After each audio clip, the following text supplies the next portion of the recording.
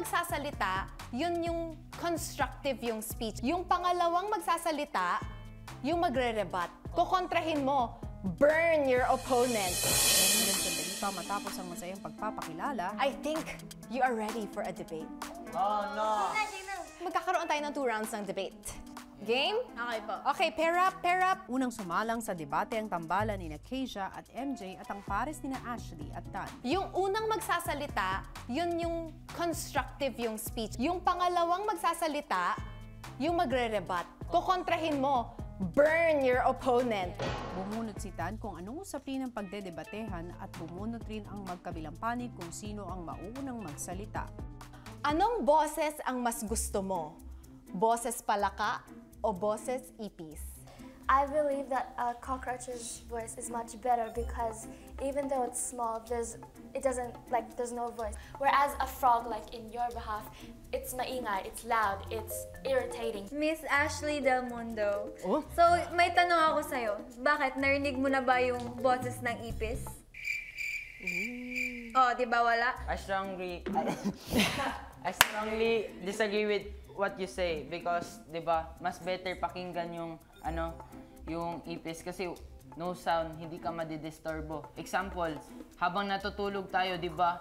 Kung naririnig mo yung boses ng frog, 'di ba, na-irritate ka habang natutulog. Mas better kung cockroach, hindi mo mapapansin. Wala tayong karapatan sa palaka kasi may buhay rin sila.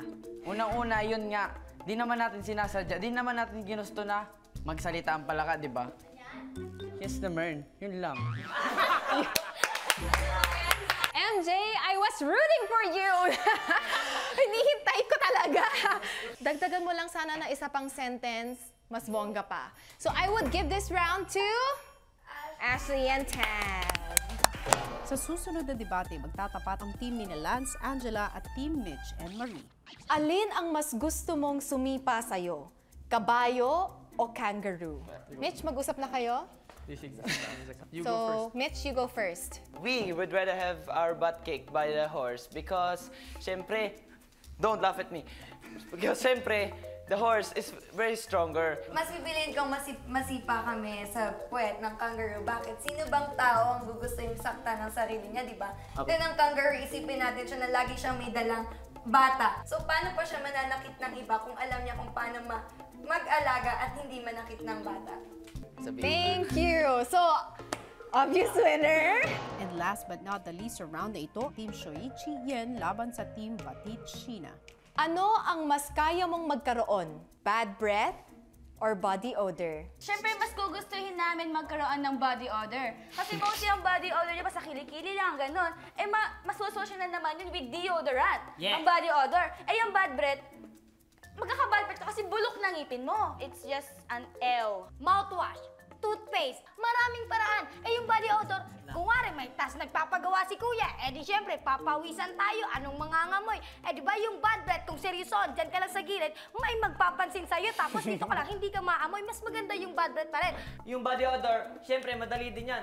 Maghilod ka lang ng araw-araw, mag-deodor ka lang, magsabon ka lang ng mabuti, alis na ang body odor mo. Pero kung bad breath mo, pag hindi ka magsasalita, patuloy na mag-bad breath. Shoichi! Mas maganda yung body bread.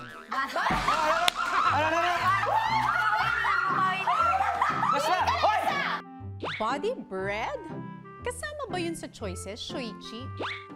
Kayo, kahit wala, nakatindig lang kayo, naaamoy na. Samantalang kami, pag di kami nagsasalita, wala namang makikita, di ba? Oh, okay! I believe na yung nakabigay na lang ng better arguments ay Shoichi yan. Yeah!